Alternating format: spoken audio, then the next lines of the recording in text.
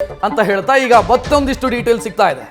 ಹಾವೇರಿಯಲ್ಲಿ ಆನಂದ ಸ್ವಾಮಿ ಗಡ್ಡದೇವರಮಠ ವಿರುದ್ಧ ಮಾಜಿ ಸಿಎಂ ಬಸವರಾಜ ಬೊಮ್ಮಾಯಿ ಮುನ್ನಡೆಯನ್ನ ಕಾಯ್ದುಕೊಂಡಿದ್ದಾರೆ.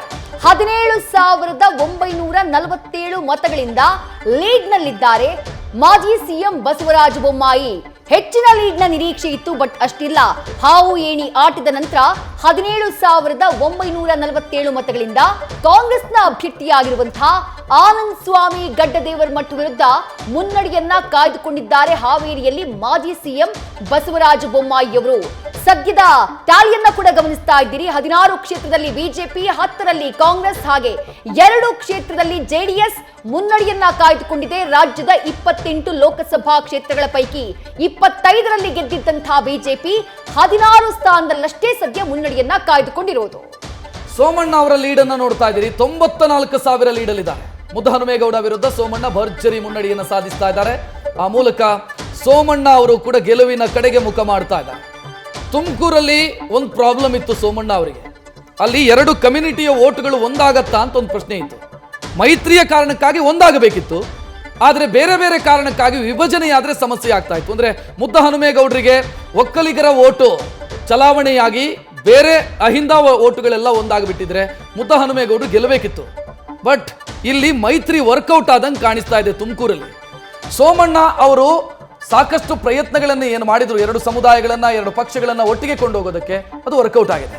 ಶಿವಮೊಗ್ಗದಲ್ಲಿ ಸಂಭ್ರಮಾಚರಣೆ ಆರಂಭ ಆಗಿದೆ. ವಿನೋಬಾ ನಗರದ ನಿವಾಸದ ಬಳಿ ಪಟಾಕಿ ಸಿಡಿಸಿ ಸಿಹಿ ತಿನ್ನಿಸಿ ಸಂಭ್ರಮಿಸಿದ್ದಾರೆ ಬಿಜೆಪಿಯ ಕಾರ್ಯಕರ್ತರು.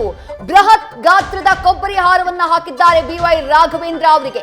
ಶಿವಮೊಗ್ಗದಲ್ಲಿ ಬಿವೈ ರಾಘವೇಂದ್ರ ಅವರಿಗೆ ಭರ್ಜರಿ ಮುನ್ನಡೆ ಸಿಕ್ಕಂತ ಹಿನ್ನೆಲೆಯಲ್ಲಿ ಸಂಭ್ರಮಾಚರಣೆ ಶುರುವಾಗಿದೆ. ಲೈವ್ ದೃಶ್ಯಗಳನ್ನ ಗಮನಿಸ್ತಾ ಇದ್ದೀರಿ ನ್ಯೂಸ್ ಫಸ್ಟ್ ನಲ್ಲಿ.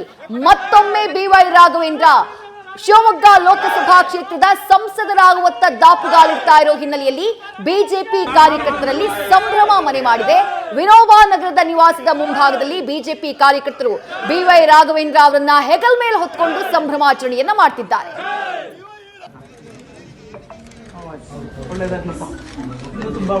ಪತ್ನಿ ತೇಜಸ್ವಿನಿ ಅವರು ಪತಿ ಬಿವೈ ರಾಘವೇಂದ್ರ ಅವರಿಗೆ ಆರತಿಯನ್ನ ಬೆಳಗ್ತಿದ್ದಾರೆ. ಸಂಭ್ರಮ ಅವ್ರ ಮುಖದಲ್ಲಿ ಕಾಣಿಸ್ತಾ ಇದೆ.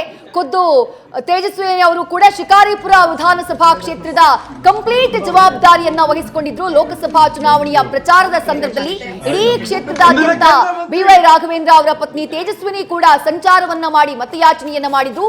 ಅವರ ಕುಟುಂಬದ ಎಲ್ಲ ಹೆಣ್ಮಕ್ಳು ಕೂಡ, ಅವರ ಸಹೋದರಿಯರಾಗಿರಬಹುದು, ಬಿವೈ ವಿಜಯೇಂದ್ರ ಅವರ ಪತ್ನಿ ಆಗಿರಬಹುದು, ಒಂದೊಂದು ಲೋಕಸಭಾ ಕ್ಷೇತ್ರದ ಜವಾಬ್ದಾರಿಯನ್ನ ತೆಗೆದುಕೊಂಡು ತಮ್ಮ ಬಿವೈ ರಾಘವೇಂದ್ರ ಅವರ ಪರವಾಗಿ ಮತಯಾಚನೆಯನ್ನ ಮಾಡಿದ್ರು. ಅದರ ಪ್ರತಿಫಲ ಕಾಣಿಸ್ತಾ ಇದೆ. 80,000ಕ್ಕೂ ಹೆಚ್ಚು ಮತಗಳ ಅಂತರದಿಂದ ಮುನ್ನಡೆಯನ್ನ ಕಾಯ್ದುಕೊಂಡಿದ್ದಾರೆ ಬಿವೈ ರಾಘವೇಂದ್ರ. ಗೆಲುವು ಕನ್ಫರ್ಮ್ ಆಗ್ತಾ ಇದ್ದ ಹಾಗೆ ಸಂಭ್ರಮಾಚರಣೆ ಬಿವೈ ರಾಘವೇಂದ್ರ ಅವರ ನಿವಾಸದಲ್ಲಿ ಮನೆ ಮಾಡಿದೆ.